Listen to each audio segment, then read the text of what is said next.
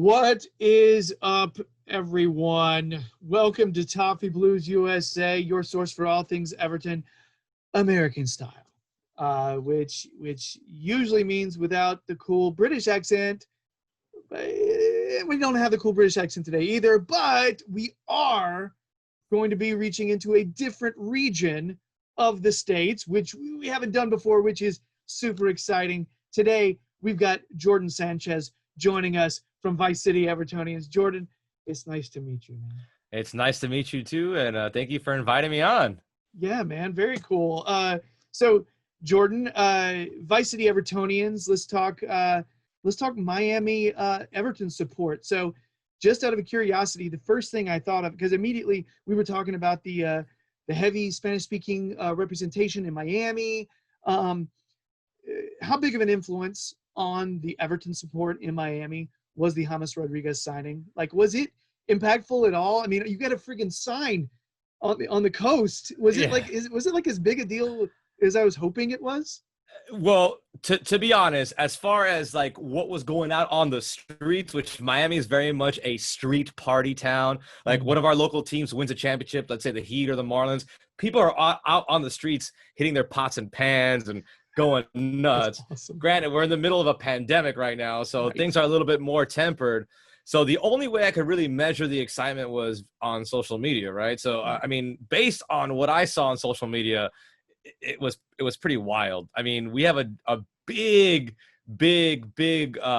Colombian population here, big giant Colombian community here, along with Brazilian and other South American communities as well.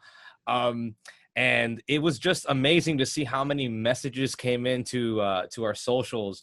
Lots of direct messages, lots of mentions and stuff through Twitter. And we did see an uptick in membership at Vice City just based on the James signing. Wow. That's awesome. I was curious about that because you make assumptions, but I feel like you're like so much more strategically placed to answer that kind of question than goofy Gerry in North Carolina, who's just like, it seems like it's right. But yeah, somebody who's actually there would know. But you're right. I mean, because I was going to be like, when it's not pandemic time, do you have like a meetup place, or is it mainly one of those things where y'all gather more online, or like how do Vice City Evertonians actually function? So we do have a meetup spot. It's the Old Dubliner in downtown Miami. It's a really, really central bar, and it's considered the city's soccer bar. The bartender there, his name is James. I have to give a big shout out to him. He's a Manchester United supporter, but we'll forgive him. We'll forgive him for that.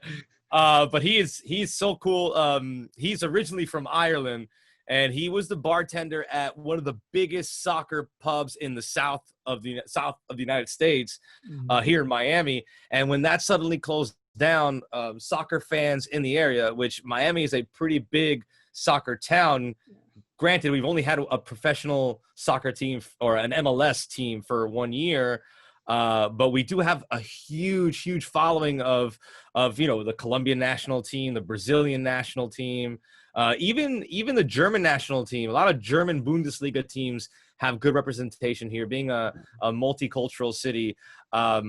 James was the guy that brought all those soccer supporters to the Old Dubliner. So the cool thing about that spot is that if I show up with, my little contingent of Evertonians, we're going to see some Chelsea supporters. We're going to see some Arsenal supporters. We're going to see some Newcastle supporters hanging out, either going into the game or coming out of another match.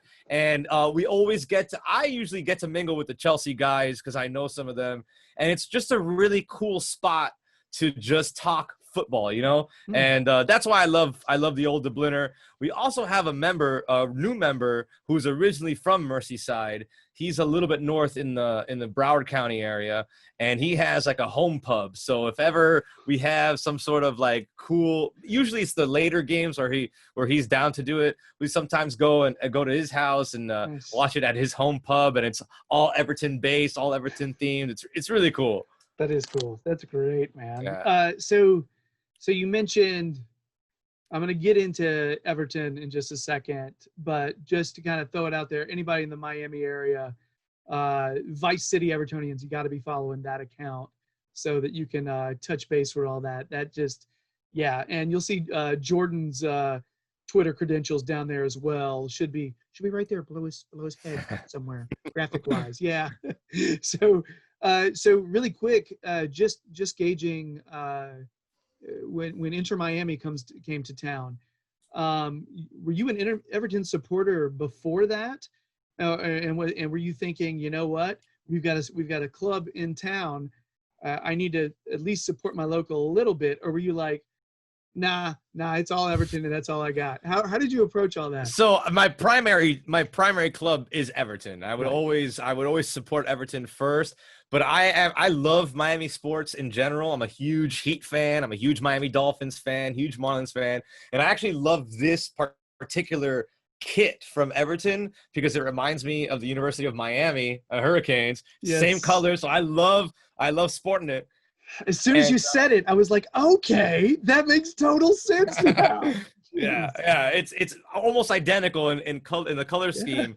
But I love Inter Miami. I've been watching how the saga unfold. I don't know how familiar you are with the whole David Beckham looking for a stadium, looking for land, and it's still a work in progress. I mean, the final product, they want to move this team, the stadium, from Fort Lauderdale, where it currently is, to Miami, right next to Miami International Airport.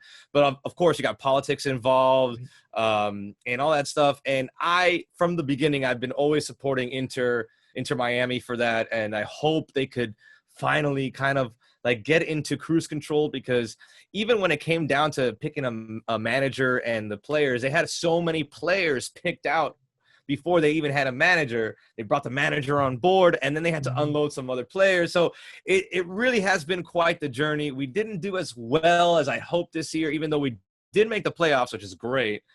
But yeah, I really, really pull for them. But overall, Everton is my primary.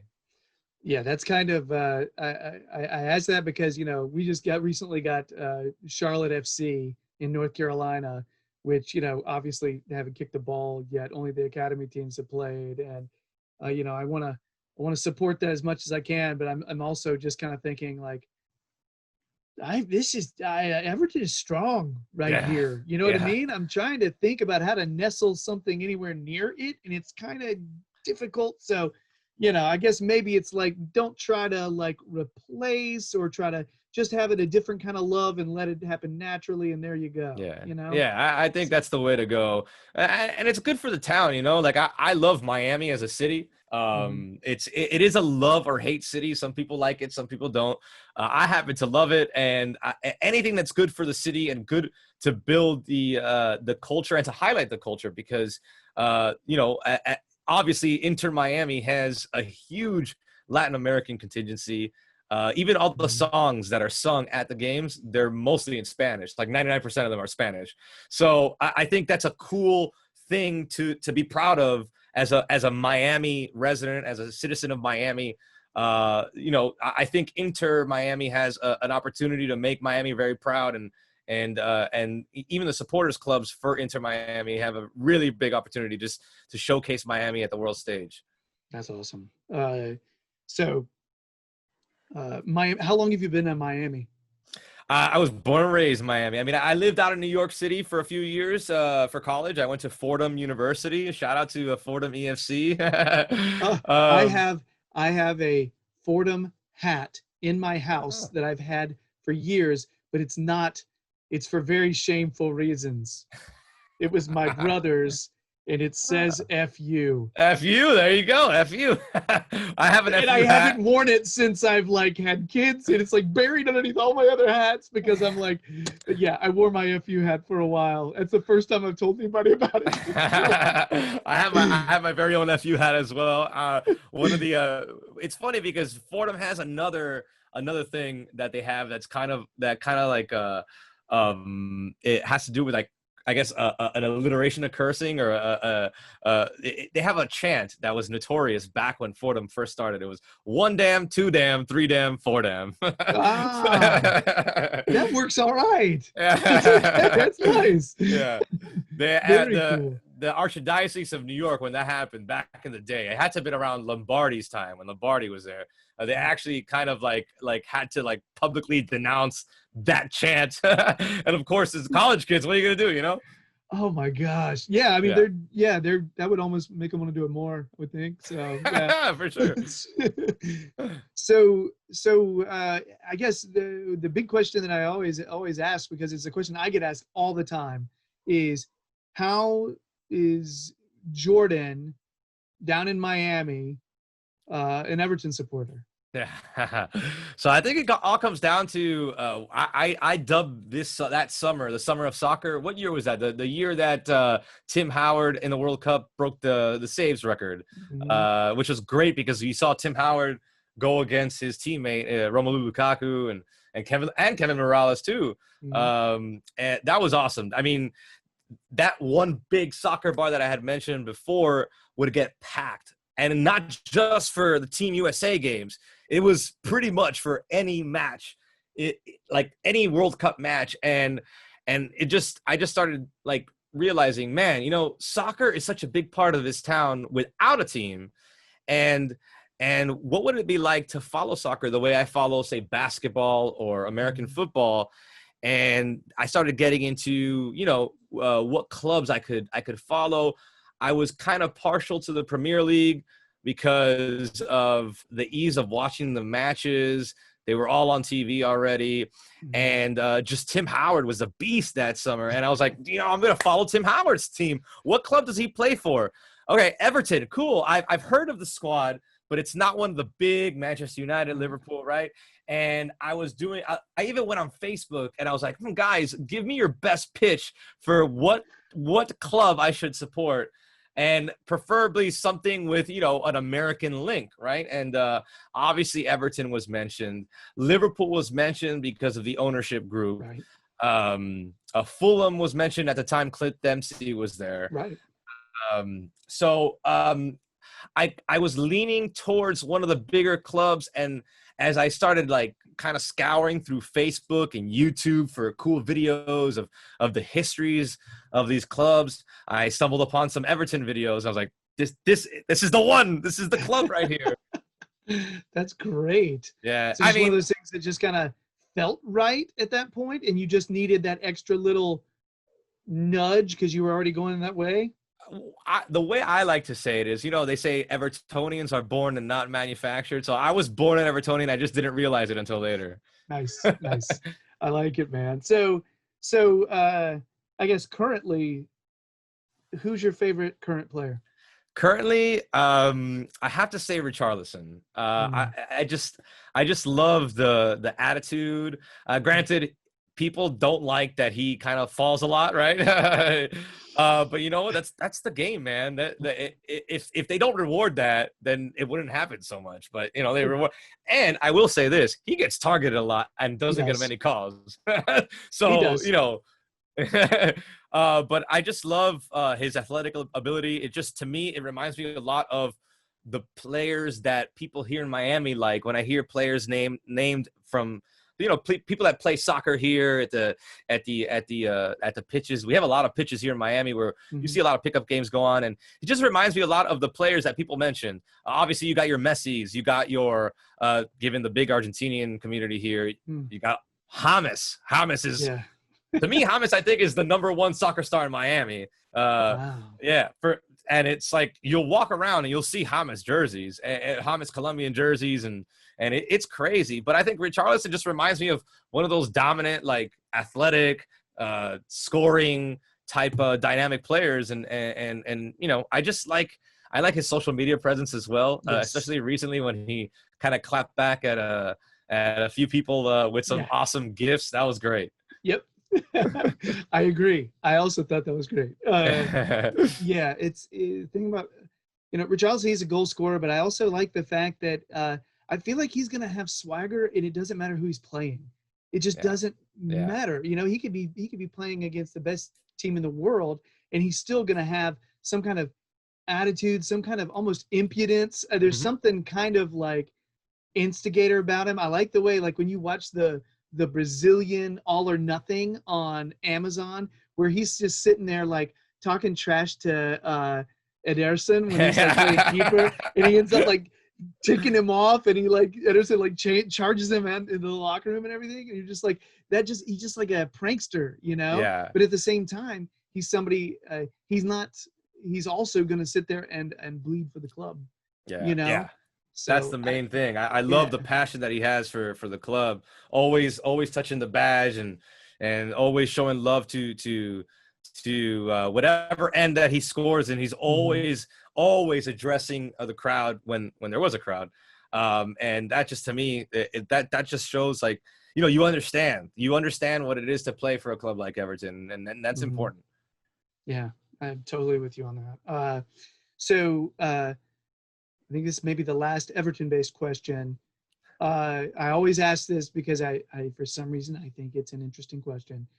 If you were if you had to say one all-time Everton player, could be current, could be last year, could be 10 years ago, doesn't matter, 20 years ago, whatever. One Everton player is like, okay, that's Jordan's personality. Oof. Okay, like the person that matches your personality, the former Everton player, where you're like, yeah, that's the guy that matches me. Who would you say is your personality doppelganger? That's a great question. You know what? I want to say, can I do like a combination of two players? Because Are I you think are I you are think you I'm a doing combo of two. experimentation on humans here? Like what's Yeah. It's like a lab experiment here. I would say I'm like a combination of like Neville Southall, as far as how vocal I am, uh and Tim Cahill. wow. Yeah. Oh my gosh, I feel like that hybrid would walk through walls. I mean, I wouldn't say I would back it up on a soccer pitch, because I don't, I never grew up playing soccer, but I Uh-huh. know that I'm not really, like, if I were to play a little bit of footy, I would just be passionate. I'd be loud. I'd run my butt off just to Mhm. to get somewhere, and I'd have that little edge to me that Cahill had, who always had a little bit of edge to him. Nice. I love that in players, and I love that he could back it up too. It wasn't just Yeah. it wasn't just he wasn't really a big smack talker, even though I'm Mhm. sure he got his smack in, but he was tough when he had to be, and that's, I feel like I would at least want to be that way. Yeah, I think about him and I think about somebody who's willing to go up for a header. Number one, by the way, his leap. Holy crap. Yeah, But is to go up for a header at a time in certain areas where they're contested, and yeah, he doesn't care, not worried about it, going up and trying to win the tough 50-50s. You just yeah, and the guy could produce a highlight, yeah. yeah, yeah, Yeah, but so could old Big Nev. So yeah. Oh yeah. yeah, yeah. Very cool. Well, I just that's our like first South. hybrid, by the way. Yeah, I just like Nev's leadership. I like Uh-huh. and just him on Twitter as well. Just his, I like seeing people, players with personality, and I Mhm. think the personality rubs off on me a little bit. So it makes me like kind of like fall in love with you as a player. So like I get partial to some players where maybe I shouldn't like them as much as I should, because maybe they're not performing as much on the pitch, but I don't know. I like to relate to people, and Mhm. that's why I love Richarlison. I love that. That's awesome. That human connection is yeah, that's Yeah. great. That's great. It's good reasoning, Jordan. I like it. So, gosh, it's really funny. I have a friend who laughs exactly like you, and it's totally tripping me out. It's just totally throwing me. I was like, oh my god, Jordan has Darren's laugh. That's so crazy. But so, last question. After light stalking, and by light stalking I mean looking at your Twitter handle, I noticed you are a DJ. What Yes. kind of a DJ are you? And can you teach me something? Oh, I As mean, in like give me something to latch onto, because I worry, because I actually I did look at some of your entries on Twitter, some of your posts, and I'm like, yeah, I don't understand the difference between those types of music because I'm 40 2 and from North Carolina, and I have kids, and I'm like the least cool person on earth. And so, but I may like it if I hear it. That's what I'm saying. So So talk to me. yeah, I would consider myself what's called an open format DJ. So I started off as a hip hop DJ, and then I moved slowly into the dance music scene to the point where I even had my own morning show on local Miami radio. Actually, one of the biggest dance stations in the country. Wow. So I would say I lean more towards dance, but I could pretty much DJ anything. But definitely like dance music, electro house, future house. Yeah, definitely get into that. A DJ duo from Merseyside, huge Everton supporters, Camel Fat. Yeah. Camel Fat is awesome. Yes. I've actually heard of them. Yeah, there you go. They're great because they're Everton supporters. And then somebody did I think they did. There's a video for them for like Spirit of the Blues as well. Yeah. So I was just like, that's awesome. Yes. So yes. So you're saying Camel Fat's a good example of what I DJ. Yeah. Okay, what I even cool. produce music. Also, I'd be remiss to not if I didn't mention Anton Powers, another Evertonian DJ.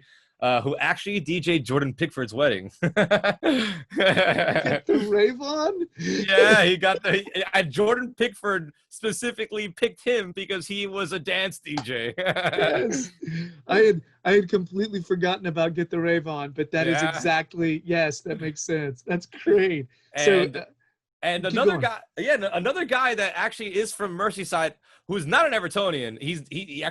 He says he doesn't like football, but James Hype is actually one of the most talented DJs on the planet right now. Easily one of the most exciting guys. Amazing at the art of DJing. Definitely check him out. Another Liverpool DJ, super cool. That guy to me is top of the line as far as where I want to be. So if Old Man River here goes onto Spotify and puts these in, this will not be a problem, and it will come up. Absolutely. I will say the best way to consume James Hype, though, specifically him, is to find him on YouTube that he uses with his hand, and he's just it's amazing. So definitely look up James Hype on YouTube. But other than that, Camel Fat and Anton Powers are the way to go when it comes to just nice electro or house music listening. It's good stuff. That is great. Okay, very cool. Yes. So we've got some really good insight in not only into Jordan, into what Jordan does, what Jordan knows, what he's an expert of, but also Miami and Miami Evertonians. There's a lot here. This is great. Very cool intro, Jordan. I like it. All right, so we are going to move on and actually start talking about Everton stuff. So there's my first card. Gone. Flicked it. So what we're talking about here today for everyone, we've got a Leeds review, we've got a mailbag segment, and we're talking Burnley. All right. The nonstop thrill ride. Yeah. That is Burnley. So let's talk Leeds, because actually that match was sort of a thrilling match in terms of the chances. So spoiler alert, if you don't know the score by now, I'm sorry for you. But I just watched the match today because I was watching my kid play soccer all day on Saturday. But 1-0 loss. So I've got some talking points here, Jordan, and some of them are just player names. I have a list of player names because I feel like they're sort of like players that I've heard recent opinions about. It stuck out to me. And then I'll give you a couple of other topics. And I'm just going to let you roll and talk about what you want. And then I'll butt in with my gray-headed comments, and then we'll just keep going. We'll just play a little tennis, So here we go. Talking points, Pickford, because I feel like every time he plays now, it's something we're talking about. Absolutely. Iwobi at left back, Davies at right back, Decore. How did that work out? He ended up playing a little right back near the end. It was kind of strange game. Delph, Godfrey, Alan, and Andre Gomez. Those are the players that immediately I was like, we could have conversations about those players. Also, potentially talk about was that a poor performance? Was that a fair result? Question mark. Also, you could talk about the formation and how that's working for us, or if you just want to talk about the flow of the game, general thoughts, man. So, Yeah. where does Jordan want to start? I am curious. Sure. Well, I mean, I'm not a tactician in any sense of the word. Given my interest into soccer came in late, despite my dad always badgering me. By the way, a Cuban guy that likes soccer, my dad, that very rare to find. He would always tell me, "Dude, you would love football. That all you would watch. He would watch the World Cup every time it came around. He even traveled it was in '92 when it was here in the United States. I was too young to remember 92, 94. Was it 94? 94, I think it was. Because Italia was 90. So yes, the next one would have been 94. Yeah. With the crazy denim U.S. national team jerseys that look like giant stars. And yeah. So, I mean, and I had this crazy resistance. So my interest in soccer came a little late. So forgive me if I am not the ultimate tactician. It's okay, man. You're good. But I can say I would like to talk about Pickford for sure. I think that's a good starting point because he seems to be taking a lot of heat lately. Yeah. I didn't think he played horrendously. He had some really, really athletic saves. Yeah. I think what hampers Jordan is his positioning. There are a lot of times where he gets caught out of position where he has to make adjustments where if he's just a little bit more disciplined, he wouldn't need to make these super epic Superman saves or wouldn't have to concede really easy goals. And I think that is one of the main things that I always I was thinking about during the Leeds game. But I don't want to blame him entirely. I mean, our defense in general it has not shown their A game in recent matches. So they had a lot of opportunities, man. Yeah, a lot of opportunities. It's just too much for even any goalkeeper to handle. Yeah, and the thing is, like, and their goal, I think you could make, a bit of an argument for Jordan not having, like, Pickford not having seen the ball. I say Jordan, I'm talking to Jordan. Sorry, man, but like I should say Pickford, not be confusing. How about that? But I think the ball's blocked a little bit. It looked like he got a late start on the save. Yeah. It was blocked a little bit, and so he didn't actually get going.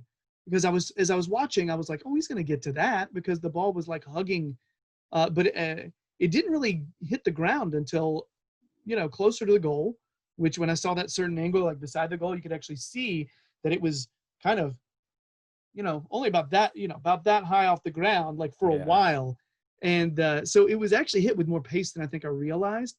But I still think if he sees it coming off and he's in the right place, I think he makes that save. Yeah. I agree with you. It's not all his fault, but you could say that maybe he could have done a little better. I just think you see the problems that his positioning gives him on the shots outside of the box, where he's conceding a lot of shots outside of the box because he's playing either too far forward or he's off his line or something positionally where he's just not up to the task of getting to a ball that's being shot from outside the box, which to me, I think those are the shots that you really have to rely on being on your line and being steadfast. And it just doesn't seem like he is getting there. Now, that being said, like I always want to hedge this because I'm not a tactician. I'm not out there. I'm not going to make these saves that he is. He's a very athletic kid. You're super still allowed to have an opinion. It's okay, man. I understand. And, he's very athletic. The saves that he did make were incredible. Mm-hmm. I just think maybe he gets a little nervous with the defense, and I have to wonder, is it a communication thing?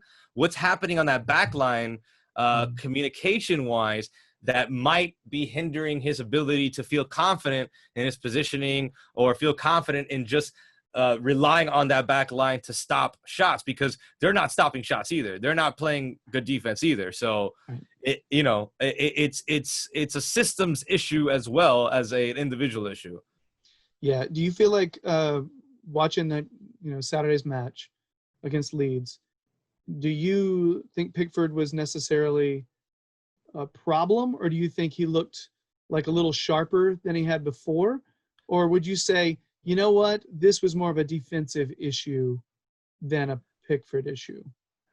I think Pickford had a bit of a problem on the one shot that he conceded the goal, but I think overall, just I guess in context, when you see it and you see how well our defense played, let's say the first game where we had a clean sheet till where we are now, I think it's a downfall a little bit, and I Mm-hmm. think it's primarily a defensive thing.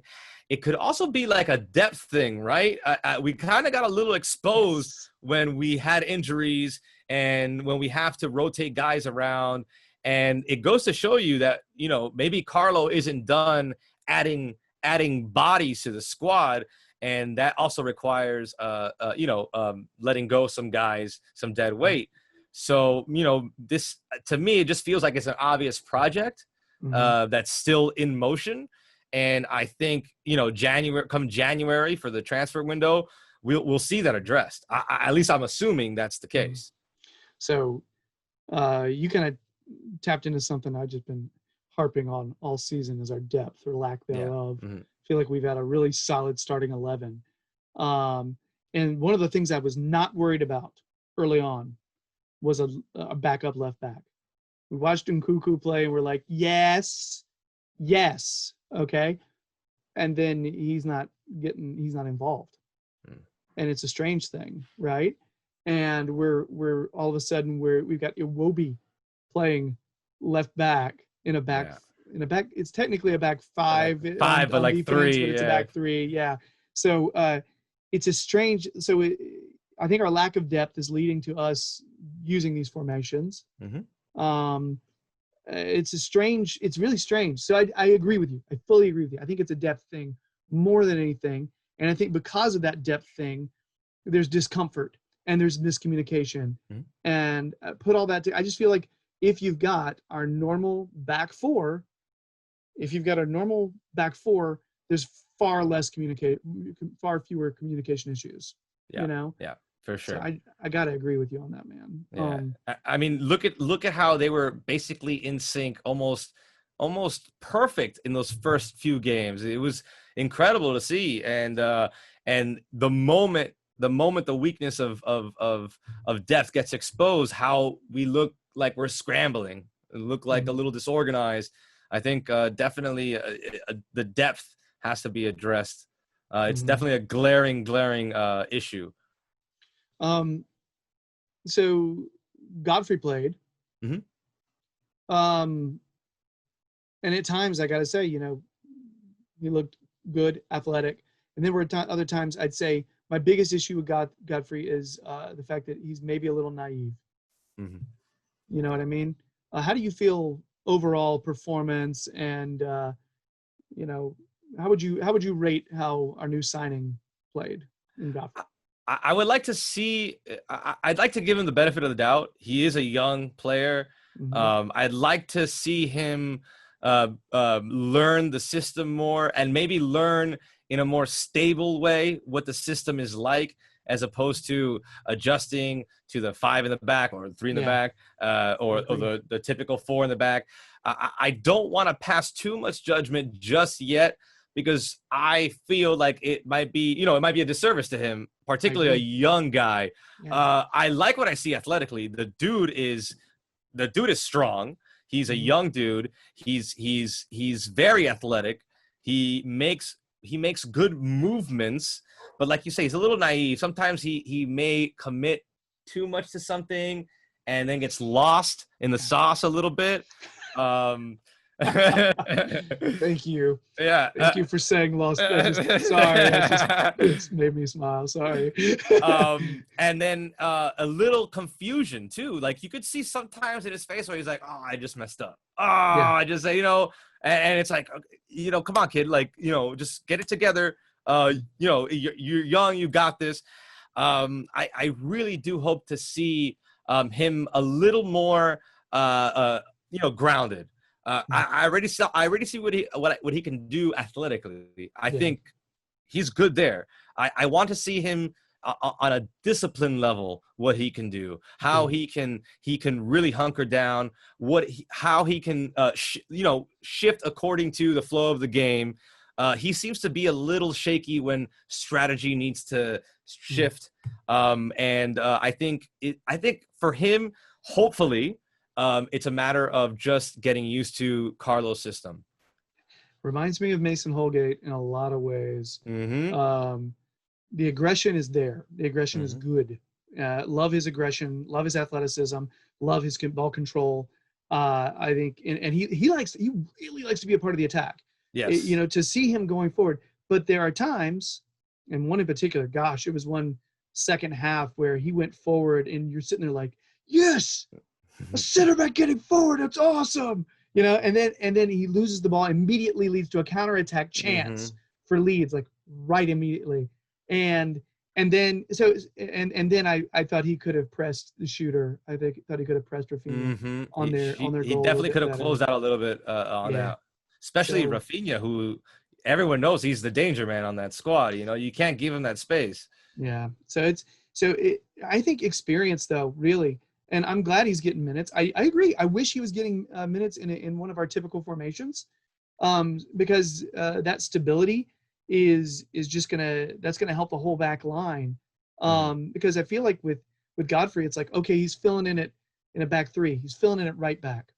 It's a lot of filling in when in reality those are situations we don't want to be in. Right. We don't want him having to fill in at right back. We want, if he's playing, him to be in a back duo. Part of a back four. So yeah, a center back duo, a back four. That's what I meant to say. So just realized I was like, duo's not four, Gerry. So yeah. Anyway, I still like what I see from him. I think he's a good signing. I think he just needs minutes, the way Holgate needed minutes. Same thing. Yeah. And I'm not ready to sit there and pin everything on one bad play. I think they had a lot of chances. Yeah. I thought we had a lot of chances. How do you think our performance was, like, overall? Like, if you were to sit there, if someone told you we won that game 1-0, would it surprise you? Or if it was 3-3, would that surprise you? It was a weird game, man.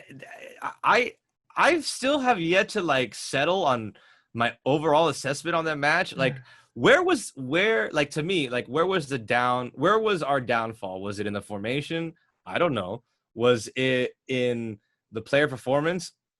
I don't know. I don't know what to attribute that loss to, because it was a weird game. So many chances. I mean, at halftime, I was like, why am I so pumped about this game? Why is it so exciting? Like, what is happening? It's 0-0. I'm watching this.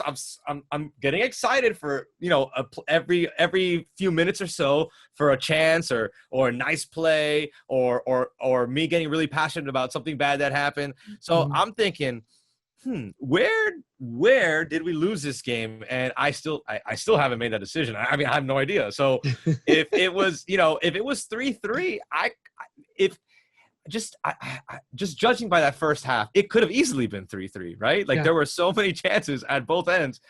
And if we had won 1-0, I think that would have reflected similar. I just don't even know where, because 3-3, 1-0 for either side are very different results, but it could have, those were all very possible outcomes in such a weird game.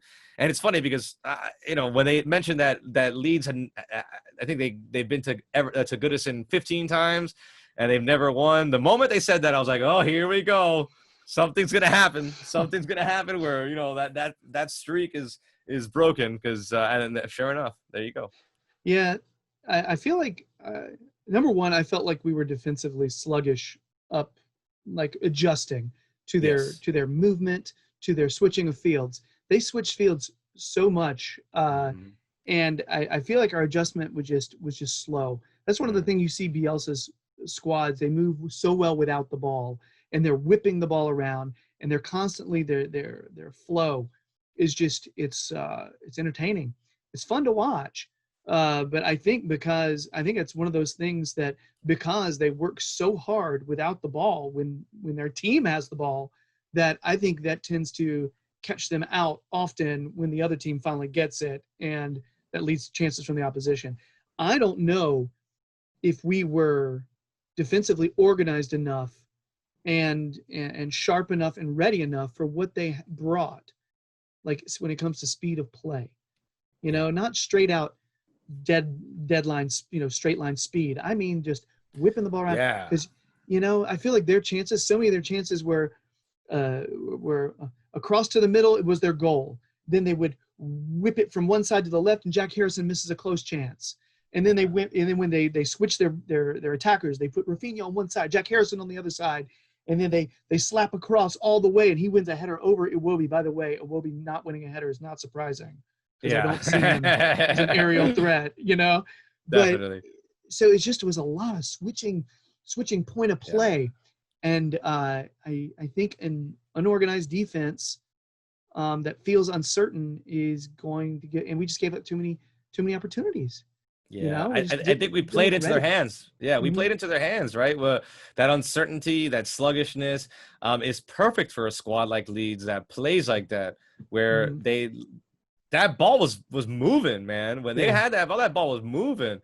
So it was, it had to be a little overwhelming for the defense to see that, especially Davies and Iwobi at the wings there. They're probably running their butts off back and forth and thinking, boy, what do I got to do to stop this ball from going to the box? It's funny. Like Iwobi, I thought, I definitely wanted to talk Iwobi and Davies and what you thought about their performances. It was interesting. Iwobi, I didn't think he defended poorly, like straight man-to-man defense, but doing those things that an outside back would normally do, like blocking crosses. I thought he struggled there. Winning the balls in the air, he struggled there. There was just some stuff that it's hard to expect him to do perfectly because he doesn't practice them all the time, Yeah. And I thought they straight up attacked Davies in the beginning. Like they were like, let's go left and run it right at that kid. Yeah. Yeah, for sure. Yeah. Yeah, I mean, it was just a way for them to catch him out of position, right? He was playing something, a position where he's a little weaker at. He had to play, he had to get back on defense a lot more. He has to cover a little bit more ground. So what's the best way to attack him is to see how they could catch him off guard, and especially a player who's not used to playing that position. That was, unfortunately, what were we gonna do, right? What were we gonna do to stop that? Because again, the depth issue. What are you gonna do? But when if I'm Leeds, that's exactly how I play that game. That's exactly how I play that match. Agreed. I'm totally with you there. And to be honest with you, I don't think Davies did a poor job. Like I didn't finish that match and say, "Wow, what a weak spot." Right. Yeah. Which I'm glad. Yeah. I was worried that he would be exploited speed-wise. I was worried they were going to be just blow by him. That was my biggest concern. That but honestly, they did so much bringing the ball in and then cutting it in centrally. Yeah. They just did so much of that he didn't really get burned for pace on the wing that much at all. Right. So I thought he and Iwobi did not as well as you can expect, but I didn't sit there and cuss them out, during the game or anything, Right. It could have been a lot worse. Oh yeah, absolutely. Who was your performer? If you think about somebody who you're like, okay, that was my favorite player in that game. That was the player I thought really came through for Everton. Who's your guy? I think, and not just this match, but definitely other matches. As Alan is just an anchor. Mine too, dude. Yeah, he's really the anchor to our squad. He's on in that midfield, in that defensive side of the midfield, just holding everything down. He he's not the fastest guy on the field, but he's a shifty little dude, man. And he knows how to keep possession of the ball. He knows how to take the ball away, first of all, and he knows how to keep it. And then he knows how to develop something from that, you know?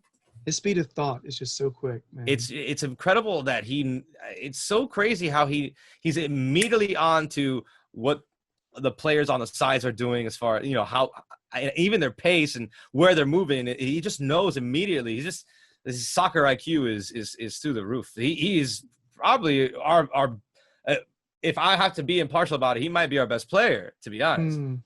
Yeah, I finished that one. It was one of the first. It was actually the first match this season where I said he's my standout guy this time. Yeah. You know, just in it. I don't know if it was. It wasn't just the fact that he was carrying the ball forward, but he was carrying the ball forward. He was actually a threat. Yeah, which is not something you see from him often, and that was refreshing. It was cool, but you know, to be honest, just the idea the way he plays, I feel like he does what I used to think Tom Davies did really well until I saw Alon do it better. Yeah. You know what I mean? Just the way he uses his body, and he's quickly just distributing passes, one-touch play, sometimes really quick two-touch play. He's not the biggest guy. He's not the fastest guy. I just think his brain works so much faster than so many other players. It was refreshing to see that, and it's a friggin' shame that we didn't get a result after a performance like that. Yeah. Who is somebody, and we got to move on soon, but who was somebody where you thought, you know, I was a little disappointed in this game? Maybe not to dwell on negative stuff, but you know. Maybe Holgate. I don't want to say maybe Holgate did a terrible job, but I think he needs to do better. I think that, you know, that again, it's the back 5/back 3 thing that I think may give him a little bit of a problem mentally, and the idea that maybe what he has to do back there might change based on that formation. But I just feel like he is such an athletic guy. He's such a he's such a forceful guy back there that I feel like he could string some matches together where he puts in some amazing minutes, and sometimes I'm just left like, you know, Holgate, all right, you know.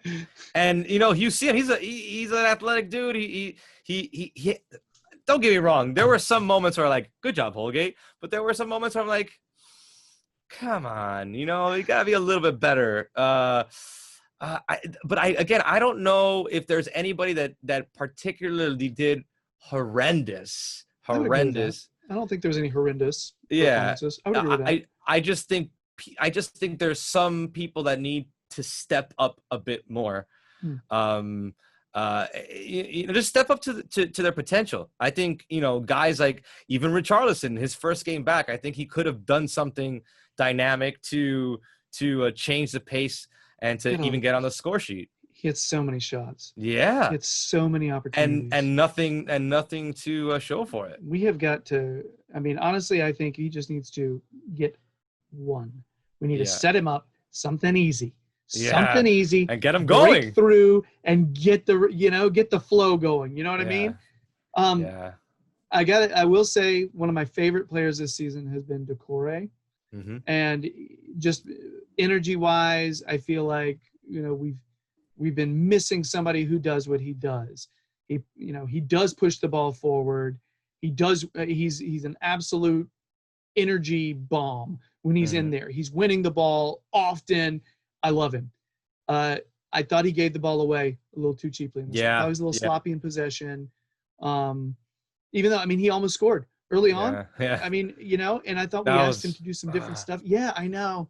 But that was the one where I was thinking, you know, I expect him to take care of the ball a little better. Yeah. And then there was a lot of shrug-worthy performances, with Holgate you're mentioning. Yeah. And 1 second with Delph, I'm like, oh yeah, way to use your body. Oh, what are you doing? Yeah. It's a lot of that. Yeah, that's exactly what you know. And it's just moments, right? These guys, they put in good shifts, but then they have their little moments where it's like, man, what is happening? And I guess, a match comes down to those moments, though. Yes, You it got it. does. And that, I feel like that ultimately comes down where when you step up to those moments, it comes mental fortitude. And again, going back to the depth and the formation issue, how much did that affect the squad going in where they knew this is not our usual formation? We have a depth issue. We have to figure something out to make it work. How much did that play into the mediocre performances or the very average performances? Yeah. I will say I was glad it wasn't a Pickford mistake that led to their goal. Yeah. So, anything kind of like, I hate they scored on him because I want him to start building that confidence up. I really do. Because I think there are times where I've just heard certain football fans out at the bar, where they almost want players that are doing poorly to do super poorly to prove them right. So that their replacement will come in, and they've been pointing, I can't necessarily point to any Everton supporters that I know that immediately like that, but I've just been next to some before at bars. And I'm just not that guy when it comes to this situation. I want Pickford to. Do I think he could continue to use some sharpness? Yeah, I think he's taken the Everton starting spot for granted a bit, which has led to some mental lapses and concentration issues. But I don't think we lost because of Pickford, which is cool. Yeah, it's nice. Do I think maybe he could have done better on the goal? Maybe, but joint effort, we could have closed that down a little bit better. So yeah, but they just have so many darn chances, man. They had so many chances, even in the first half. Yeah. All right. That first half was wild. It was too crazy. Wild. Yeah. And it was, for a neutral fan, what a watchable game. Right. Sure. But I'm sitting there like, butt cheeks clenched. You know what I mean? Just like, it's there's a lot of those moments. There was a lot of those moments. And to me, that's just a reflection of the defense, right? Like you can't, the defense has to be a little bit better. The entire back line, I think, could have done better, to be honest. Mm-hmm. Yeah, entire back line, and I would even push that even farther out to the entire squad being able to adjust to that formation and kind of just adjust to their movement, and ball movement. It was a strange game, but I gotta be, I don't sit there and point fingers at Carlo right now. Yeah. I think he's doing what he feels like is the right thing to do to get us points. Yeah.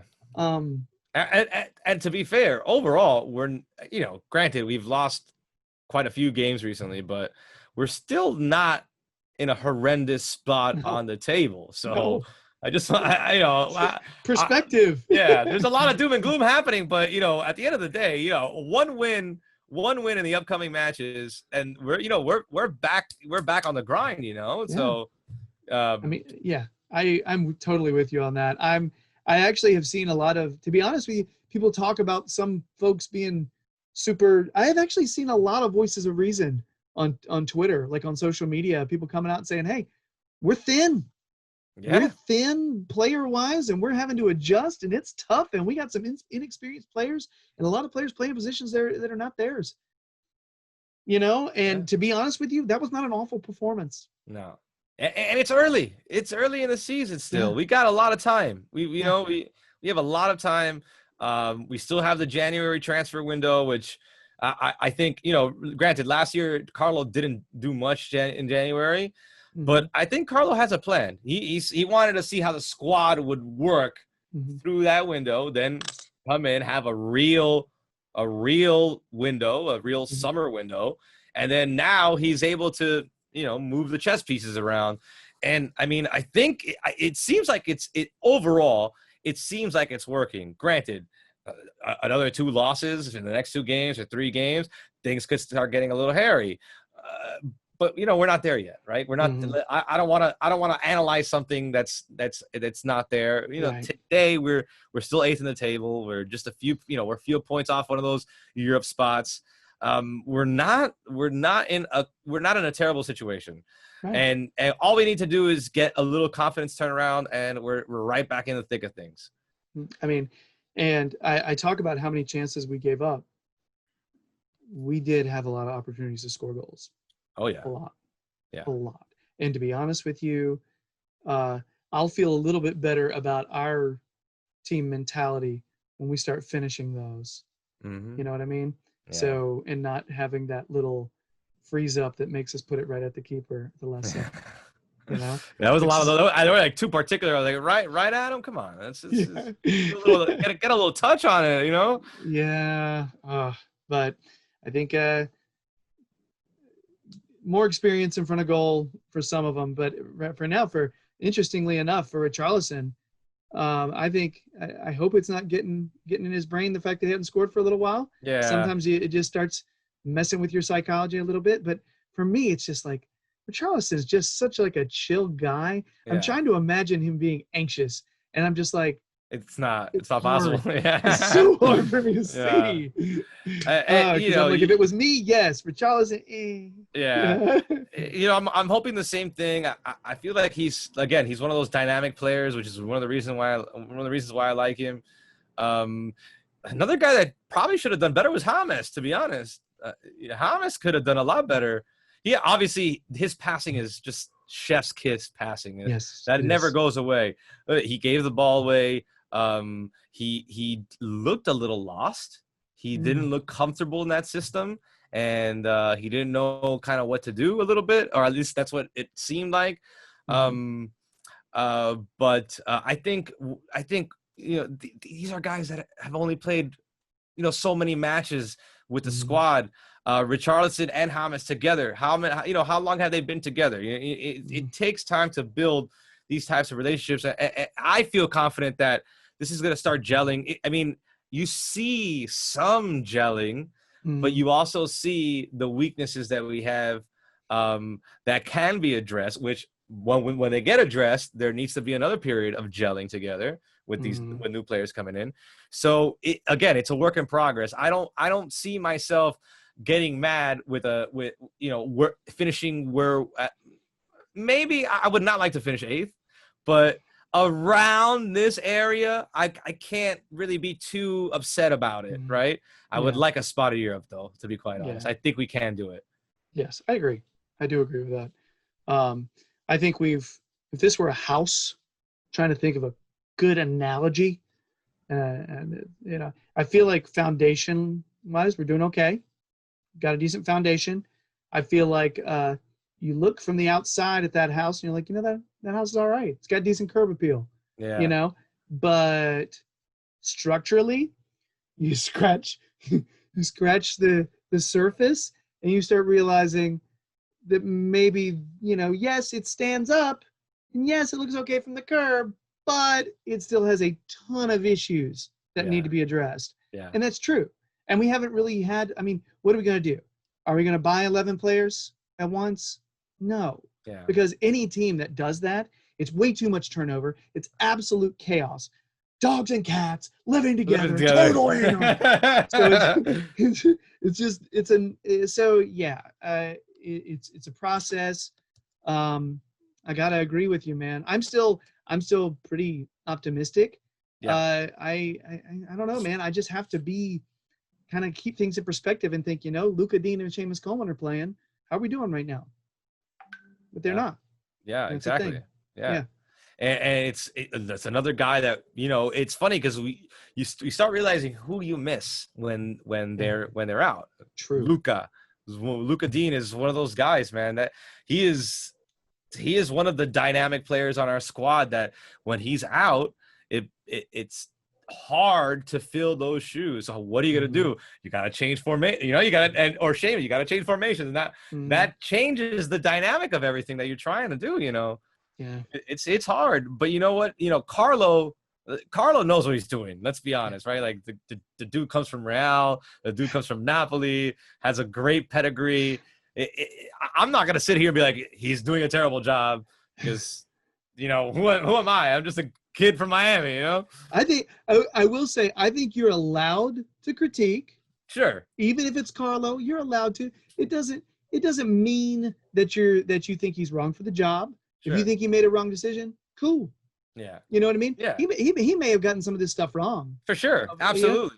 He may have, but can I sit there and see the reason behind the decisions? Yeah, I can see a reason behind it. Oh yeah, I see why he went with the Yeah. formation. Absolutely. That's another thing is I'm not really feeling like doom and gloom when something like that happens for Everton where we have to change. I'm like, oh, here we go, another invention from Carlo. I don't feel that way. I'm always feeling like, oh, I see what he's addressing. I see what he's trying to do. He's got a system and he knows how to bring out plays from his players, at least from his point of view. It's got to be then translated on the pitch, It's funny. I did have a little bit of doom and gloom when I saw the lineup, only because, and I'm going to throw this note card because I feel like this is a great transition to the first mailbag question. So, from Twitter, this is my doom and gloom relates to one of these players, especially. Okay. From John Diazzo, why is there not any transparency on the health of players and why they're not playing? Especially talking about Anthony Gordon and Nkunku. It's killing me. So that's what John says. And I got to be honest, when I saw that Nkunku was not playing, because I've been really excited to watch that guy play again. Yeah. And so right now we're wondering, is he hurt? Or is it because Carlo feels like other players are training better? Is it feel like other players are giving us a better opportunity to score, to win, to get points? Does he trust other players more? I don't know. And so why do you think there isn't as much transparency on what's going on with Anthony Gordon and Nkunku? Those are just two examples. Maybe there's more. Yeah. Man, honestly, I don't know the answer to that question. Carlo's a guy when he's in his press conferences, he's like quick, short, like, no, it's because his little thing. It's like, is it an Italian thing? Is it like him like being like, it's my job, it's my job. Is it that? Is it that maybe he doesn't want to give away something to the opposition or someone? I don't know. I really don't know. And that's something that does bother me as well. And I think it's also like, to me in general, I always think like, why is like soccer news when it comes to injuries in general, not just on Everton, why is it so different from American sports where we have did not play, we have doubt in American football, we have questionable, doubtful, out. We have 3 classifications for different unless it's injuries. The Patriots. Unless it's true. the Patriots, and then they're like, "Oh, he's got an ankle." Yeah, it's an ankle. It's an ankle every time. There's and in soccer it's like he suffered a hamstring injury yesterday, which we just found out a day later. Like it's stuff like that. It's like, what is it about this sport or the culture behind the sport where it's like, none of this is like disclosed until a press conference or or something, whereas I know the moment a Miami Dolphins wide receiver gets injured, the moment it happens, I have a video of it when it happens in practice or in the game or something, and in football, Luka Dean gets injured in practice. What were the circumstances behind that? Who did it? First of all, who did it? Because like, who's playing too rough out there that they're messing with our starting left back, and I just don't know. I don't know the answer to that question. So, I have a few thoughts and theories here. Yeah, I'm curious. Humor yeah, for sure. So he usually discusses and discloses injuries in press conference, right? It's usually all the applicable players, and I don't think he mentioned either one of those players. Right. Yeah. But he mentioned like Gabami, didn't he? Yeah. So, and that's a player who hasn't played in a long time. So, I'm thinking that their absence is not injury based. Okay, I think it's not about their health. I think it may be down to tactics or down to man management. All right. So Yeah. if he genuinely thinks this is the best thing that's best for our team, this gives us the best chance to win points, then he's going to go with it, right? Regardless. And if he thinks I can trust Iwobi more for some reason on the left rather than Nkunku, so I always go back to training. Is Iwobi giving everything in training every single time? Is he giving everything? And maybe Nkunku is not sharp every time. Maybe he's young and in the clouds sometimes because sometimes that's the way it is. Yeah. And maybe he's giving everything, but he's making silly mistakes in practice. And maybe Iwobi is not. All right. So Carlo's going to know. I don't like making assumptions about players' effort Yeah. and that kind of stuff, because then it's just like, oh, maybe Anthony Gordon's not trying, because I see Right. videos of that kid training and he's a freaking beast. He's a beast. Yeah. I can't imagine a scenario where he's not trying, but maybe there's something that's not, it's a chemistry thing on the field with certain other players. But I think it does have to do, I think it is a Carlo decision, and I don't think it's injury based. No, I agree with you on that front. Maybe it has to do with he doesn't want to plug in these young guys that may have their confidence shaken in a system where they might not play the next match that they do play. That kind of inconsistency, he may think, is going to ruin their confidence. So, and if you say that kind of thing, if you say, I don't think they're training well, I don't think they work well with the other players right now as well as the other. You do that kind of thing. Yeah, it's cracking confidence. It's devaluing players. You know what I mean? People all of a sudden, rumors start getting started about these players who are probably awesome. They're probably great locker room people. You know what I mean? But rumors get started, silly stuff. Starts flying around. So that's why, like, I would just say that it's a Carlo decision. I don't think it's injury based, and it may have something to do with him feeling more comfortable with older players for one reason or another. Yeah, I think that's a safe thing to say without getting a stupid rumor mill started. Yeah, for sure. Yeah, I think that's about right. I think it might be much ado about nothing when it comes to Maybe. that kind of stuff. Good point. Again, we have a thin squad, so we kind of need to know where they stand. But at the same time, again, man management. We got a lot of matches coming up. We may need those guys. Like, need them. That's interesting. I just thought about the man management thing. The idea of maybe he also feels like the older players are good examples in the locker room and giving them more responsibilities right now. Maybe he feels like the younger players need to cut their teeth a little more to be able to earn their way in and things like that. There could be all these kind of man management things. You know what I mean? It's all also kinds of things. It's also where his mentality is as far as planning. Is he thinking long term? Is he thinking my job is on the line? I don't think he's thinking that. Is he thinking really long term, like 2 years down the line, 3 years down the line? What is his idea when it comes to that? It's just, I think that all of that goes into play. And another thing, like how you said, like if he says, I don't like how they're training in a press conference, that's terrible. But then if you also give up, they're not ready, or they're not ready, I don't want to give them the opportunity yet. Like, what does that do to them as well? Yeah. Totally. So I think no comment is actually a smart plan. Yeah, I think so too. Yeah. So it's, although it may be frustrating for us, and John Diazzo just saying, I'm with you. I would love to see those kids play.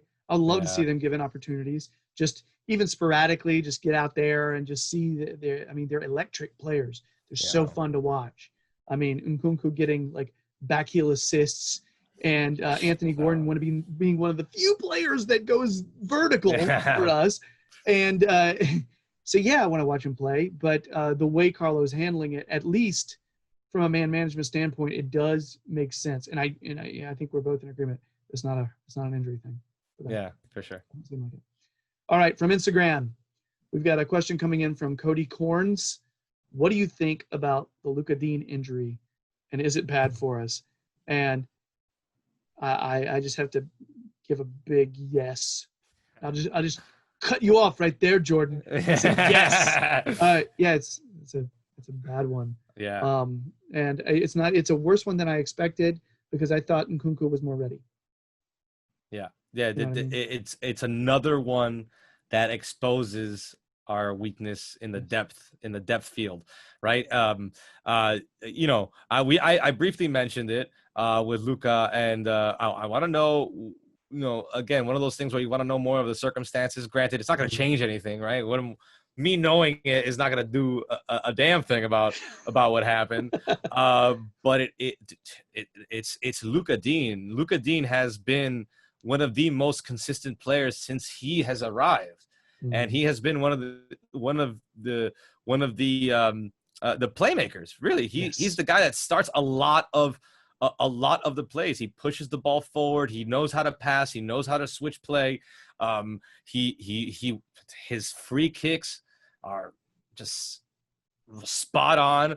He knows how to cross the ball. This is the guy that is creating lots of chances, creating, moving the ball down or even just off the ball. He knows what he's doing. That's a big loss. Really, really big loss. He's like our chance creator from the left side when it comes to playing balls in the box.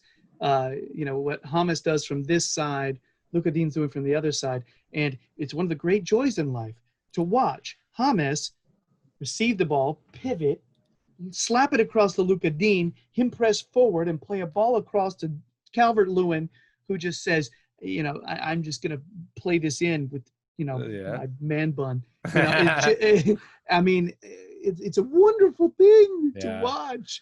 And when you're lacking that, that's one of the things when you have it, like, let's say Iwobi can scrap all he can playing 1v1 defense, and he tried really hard. And I feel like I like Iwobi more than a lot of other people do, but he's not left-footed. I watched him try to put a left-footed cross in early in that match, the Leeds. It went out of bounds. It didn't go well. It's not his strong foot. It's just not what Iwobi does, is play crosses in with his left. And we've seen it in the past before too, man.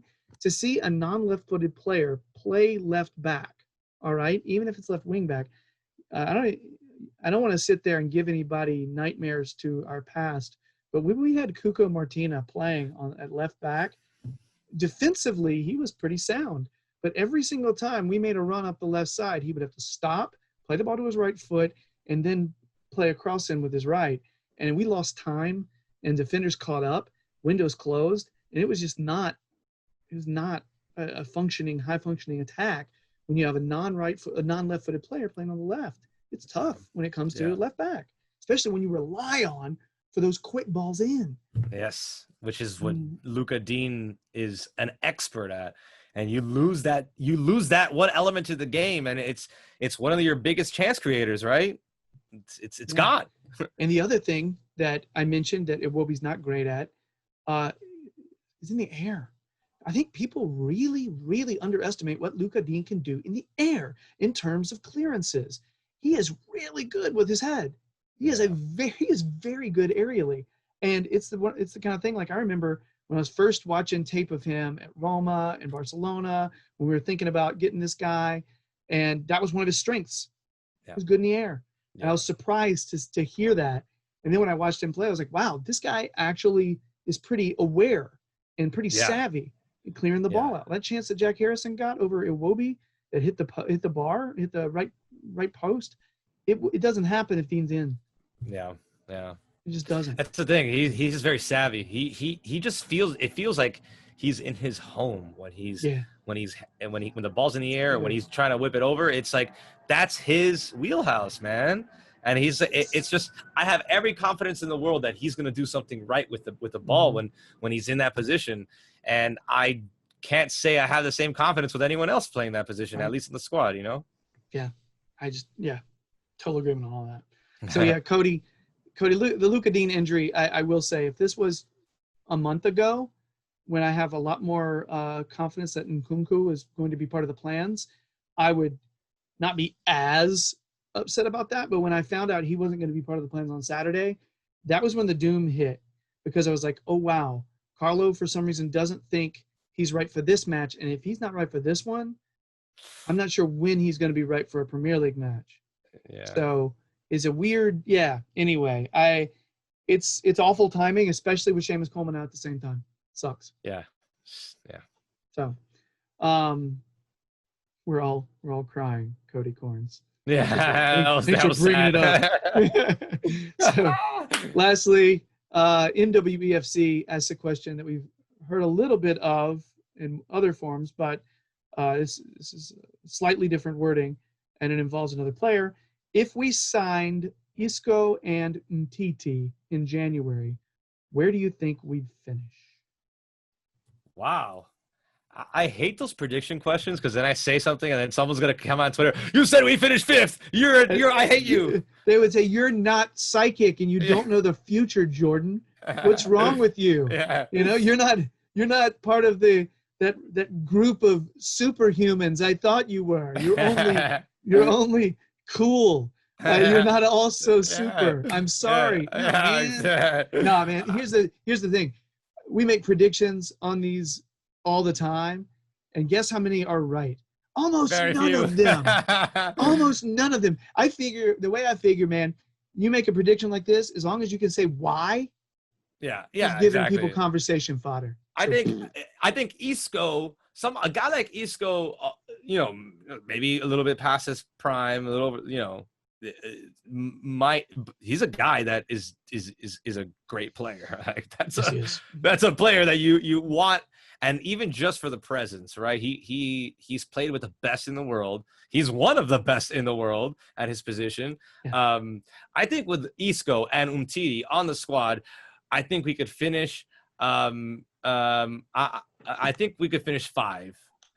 Just because, and Umtiti is another fantastic player, and both of those guys address the depth issue big time, and it would plug the hole, with talented guys that are very dynamic and that Carlo can use to plug in whenever we do need to change formation, or whenever we have a guy like Luka Dean missing, or God forbid somebody else. Someone like Isco is perfect to anchor everything, let's say Allen goes down, just that would huge that would be a huge issue, but having Isco to hold it all together seems a little bit better than anybody else on the squad that we have now. Yeah, so I agree. Isco, I'm still trying to figure out, like, I feel like if you have an opportunity to sign Isco, you do it. Yeah. You know what I mean? Like, you do it and you figure it out. That's that squad depth. You're right. And he doesn't, the idea that Isco wouldn't be a starter for us, to me, is kind of funny. Because I'm not really sure formation wise if we would change some things to accommodate him, or if he would be that third, like, midfielder in 4-3-3, if he would fit in with Decore and Alan, if he would be that third player, which I feel like he's more of a creator rather than a defensive player. But at the same time, again, I feel like if you can get Isco, you get him because I think he's a type of player we don't have much of, and that's a creator.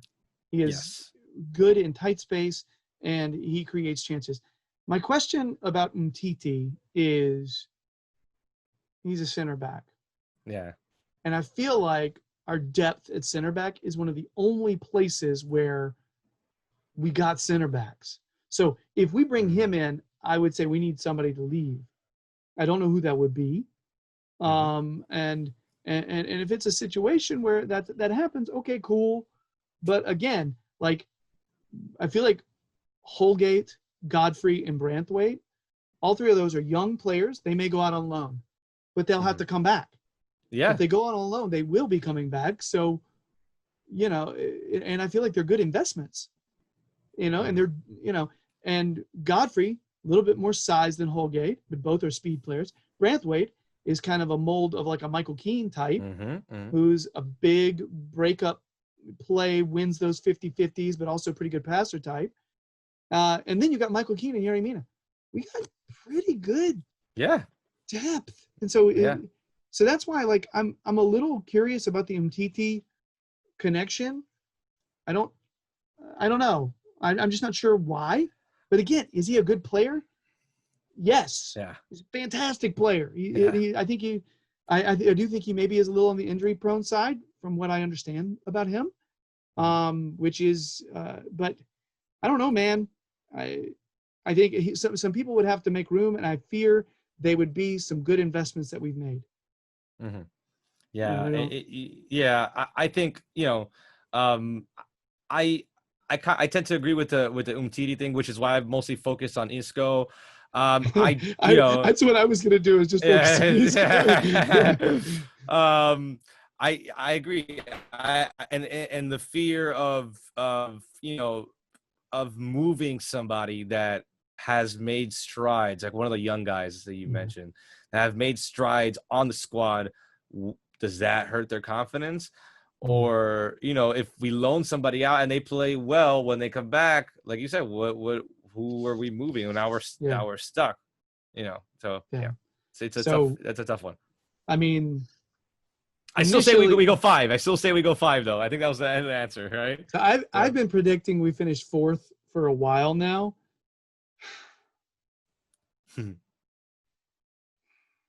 I don't want to be a flippy flopper. Yeah, So stick to it. I have to stick to it because I still think it's possible, but I just don't like our depth at all. I've not liked it since the beginning, and I guess my hopes were that we were maybe going to be fortunate with the injuries, but especially fixtures coming in December, they're going to be coming thick and fast. Yeah, and I'm curious as to how we're going to hold it together, and if it's with duct tape, cool, Yeah. But as long as we know how we're going to hold it together. Yeah. Because there are times where you're like, oh, geez, how, Yeah. So, yeah. And I feel like that lineup was a very duct tape type of lineup. Oh, yeah, definitely. I mean, yeah, for sure. Anyway, okay. That's our mailbag. Hey. Done. All right. Final segment. Burnley. Burnley preview. Current form is 19th in the table. 1, 2, and 6 with 5 points. Their previous 5 matches, most recent one was a 5-0 loss to City. Before that, they had a 1-0 win over Palace, and before that, a 0-0. And before that was a 0-0 draw with Brighton. Burnley. It's funny. Like I always tell my kids, I'm like, Burnley scraps and they find a way to stay in, and they usually do it by 2 types of results: 0-0 and 1-0. That's usually what happens. Is they just hold people off, or they lose by 1, or they win by 1, and that is a Burnley season under Sean Dyche. And you know what? It keeps them in the Premier League. Yeah. Possible starters, I think we're looking at like Nick Pope, and in the back, Lowton, Tarkowski, and Ben Mee. Tarkowski and Mee have actually been a pretty solid partnership for a while now. I'm actually surprised that neither one of those guys has moved on by now. They're, pretty solid center backs for the most part. You always hear rumors with them, and they stay. Charlie Taylor, who we actually connected with for a while a few years ago, running across the midfield. Goodmanson, Westwood, Brownhill, and McNeil. And you probably see Jay Rodriguez and Chris Wood. So I always feel like Burnley defends well. And, I don't want to necessarily say hit you on the counter, but because I don't think necessarily they're like a straight up speed team. They're just a bunch of solid guys who play stout defense, who don't screw around. Yeah. You know what I mean? These are the types of matches that I get scared of, because the longer it goes 0-0, the more I fear something goes awry, right? And a 0-0 drawn out game is exactly the match that they want to play. Mm-hmm. And being as solid as they are, they could hold that ship for a long, long, long Mm-hmm. time. And the way to snap them out of that is for someone like DCL to get a nice whipped in cross or a nice athletic move to the goal and score that goal, get them going, and someone like Richarlison too. Those two guys need to be aggressive, Mm-hmm. and I think we'll pull off the victory though on this one. I would love to see us get a lead early to Yeah. try to draw them, try to loosen them up a bit to where they Oh yeah. feel like they need a goal, to feel Yeah. like they need to score to get the points from the match. I would really like to see that, because I feel like a Burnley that's down is a Burnley that is not. I feel like they're just so much more comfortable with with an even with an even score. Yeah. They're just level-headed. They know who they are. They have an identity. Yeah. That and that's something that I feel like we had at the beginning of the season. Our identity is still getting lots of chances. We still produce chances, Mm-hmm. right? Yes. But defensively, I feel like we just don't have as much of an identity due to our lack of depth. Mm-hmm. And right now they know who they are. They have some stability in the back. Yeah. So Yeah. uh, Just to harken on your point, it's a matter of getting ahead early. I want to see a ball to DCL. That way he gets going. Once he gets going, I think because they're going to play defensively. They're gonna welcome us a little bit, and I think just punching him in the mouth right on the get go is the way to have him move, spread out. Kind of create that space where we can hopefully score another goal. I think we need to try and pile it on them, because the longer the match stays 0-0, the more that plays into their hands. Yeah, I feel like, do you remember? This is a silly thing to say. I'm just gonna say it out loud though, because I feel like being silly for a second. But do you remember Shaquille O'Neal's Shaq's nickname for Tim Duncan? Do you remember what it was? No. The big, I the thought you were big, gonna. the big fundamental. Oh, that's right. Yeah, the big fundamental. I thought you were going to say Eric Dampier when they called him Oh, Erica, but that was. no. But the big fundamental, and whenever I think Burnley, I just think fundamentals, the big fundamental, every single time, because they just do everything they're supposed to do. Yeah. Yeah. They're not about, like, I look at a player like Chris Wood. He's big. He holds players off, and he wins balls in the air. He's decent at hold up play. He's not flash. He's not going to sit there and burn you with speed necessarily going around you 1v1, but he'll muscle you off the ball and get a crack a shot off, or win a ball in the air by sitting there being brawny. I just feel like it's a fundamentally sound squad that just does the little things, and that helps them win and draw. Now, and those balls in the air worry me. Those balls in the air worry me with our defensive depth. Yeah, I would agree on that. And I don't know if it's good. I think certain teams playing them after a loss is not cool. You don't want to play that. You don't want to play. I mean, Burnley just lost 5-0 to City. So are they in disarray, or are they going to be pissed off? That's my question. And I don't know the answer. I don't know a lot about the personality of this Burnley team, but I feel like I know a little bit about Sean Dyche, and I feel like Sean Dyche would be pissed off. Yeah. He'll be like, you know what? That was embarrassing. Screw that. That's not happening again. So he may have them pumped up. Just saying. All right. Yeah. Who do you think we're starting? And how do you think we're rolling?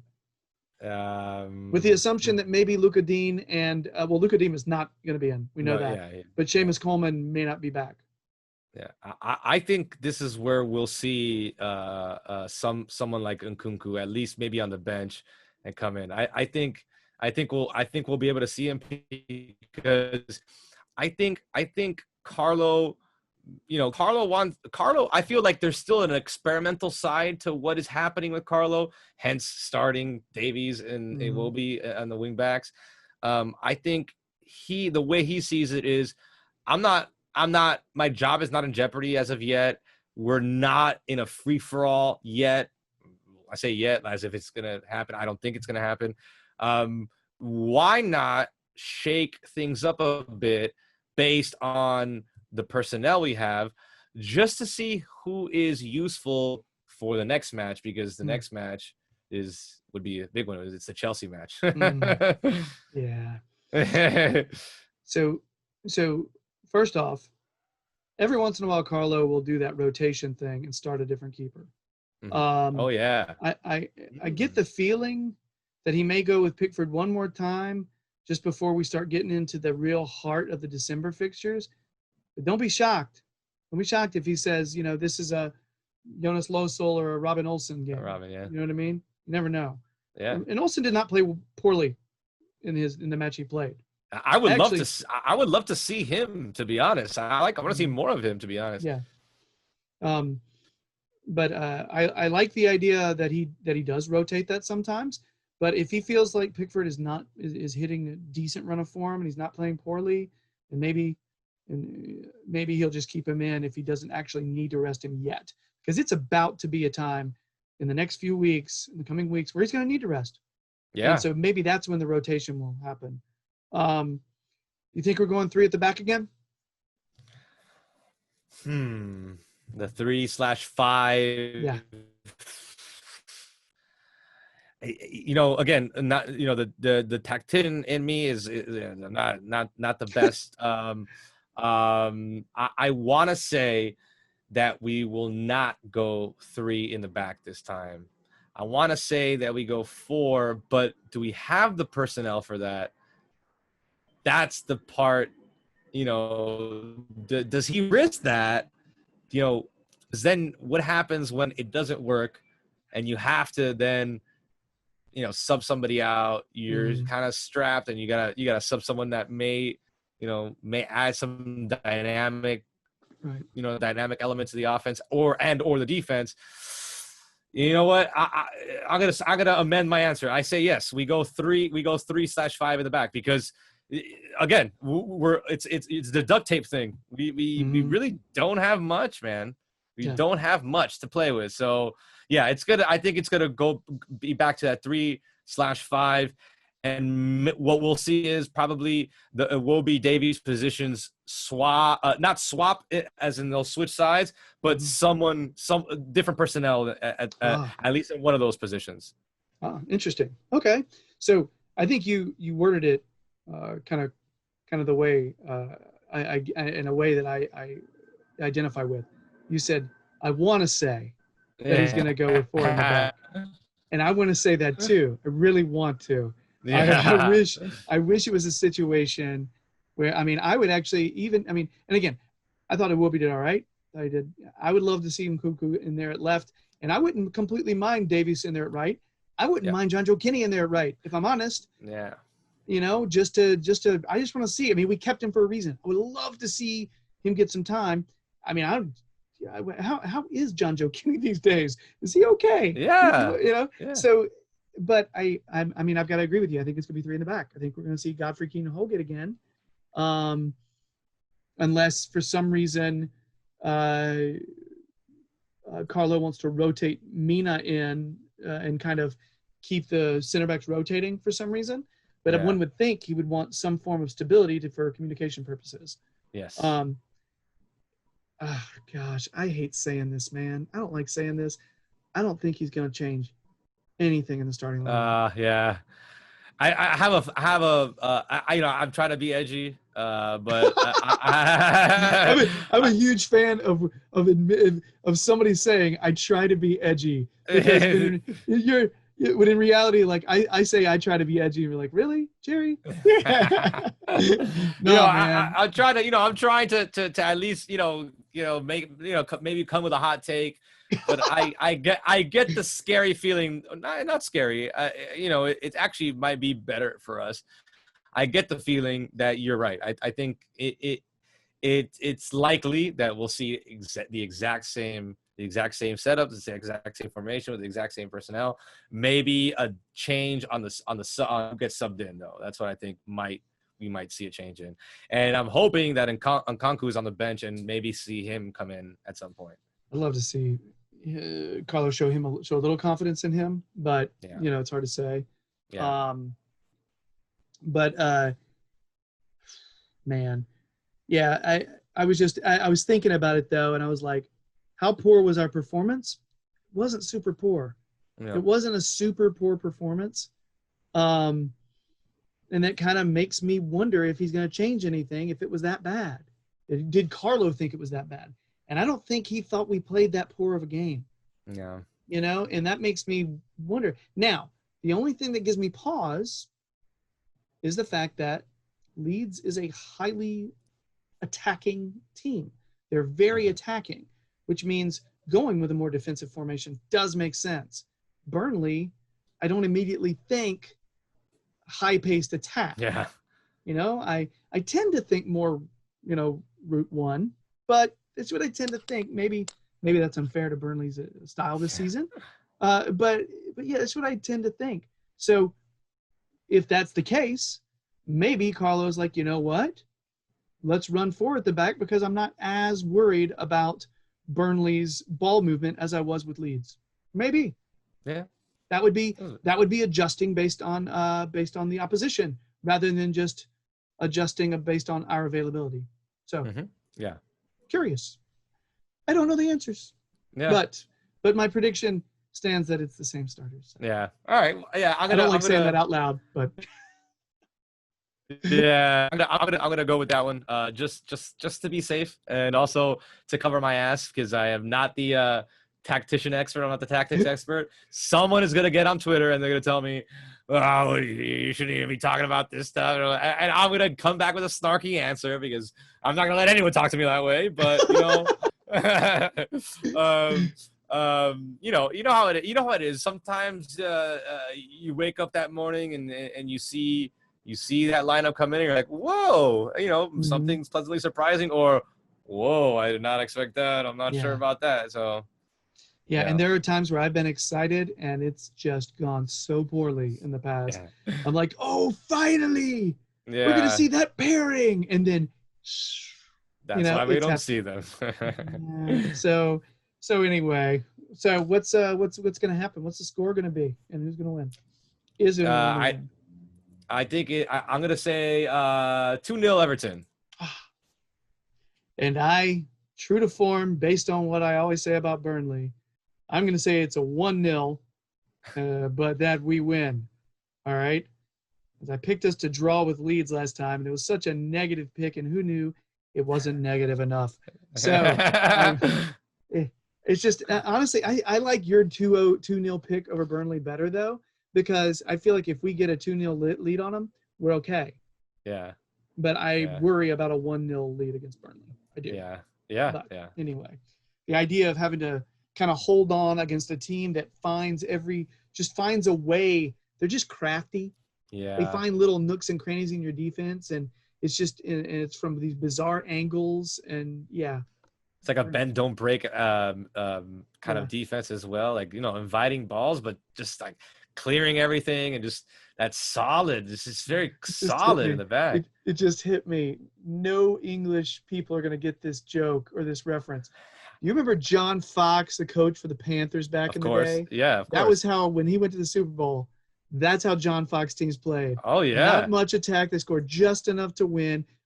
Very conservative and hardcore defense. And he always used to say, it is what it is. And I could totally hear Sean Dyche saying that for some reason. Yeah. So it's such a weird reference. But yeah, I just did it. I'm sorry. Anyway, okay. We're both picking wins on this one. Oh, yeah. Sometimes that's the curse of death. Yeah. All right, so it happens. So we're at the end of the show. We made it. Jordan, you survived time with Gerry. Congratulations. Seat, huh? I feel like we need to send you a certificate or something. Yeah. So Jordan, want to make sure I said thank you. Jordan, is there anything we need to promote for you? Plug for Jordan besides the Vice City Evertonians? Yeah, just follow us on Twitter, Instagram. You can find me on Facebook, although my primary platform for Vice City is definitely Twitter. We are definitely loud on Twitter. I think we're one of the most unique Evertonians supporters club out there. We have a lot of Latin people in our. I think we are majority Latino. That's awesome. in our supporters group. So We got, if you look at my Twitter handle, we got the flag of the United States, the Colombian flag, the Brazilian flag, and the Cuban flag, just to represent pretty much our membership. Yeah, hit us up, man. We're fun on Twitter. We like to get into it with some Reds, and I show no fear on Twitter. So I admire you. I do everything I can to avoid like negative Twitter exchanges because I'm just like they suck my life away. So I'm just like, oh, I can't. I feel like just like the fact that I could hide behind that it's Vice City EFC on Twitter and not Jordan Sanchez. I think it helps a little bit, but nice. Just for example, perfect example today. Somebody, obviously the Chico Azul on Yes. Twitter, amazing dude. Yes. He actually lived in Cuba for several years, ironically enough. We had a great conversation about that. Wait, you've interacted with Chico Azul? Oh yeah, definitely. I'm sorry, I'm geeking out a little bit. Yeah, for sure. I geeked out too. I'm an ardent admirer, not only of his writing, but just comedy in general. Oh yeah, he has a gift. He has a gift. So somebody hit him up on Twitter about how the reason why Liverpool doesn't have that many season ticket holders for this phase was because they have more global supporters, and Everton has 0. And of course, I have to back up my boy.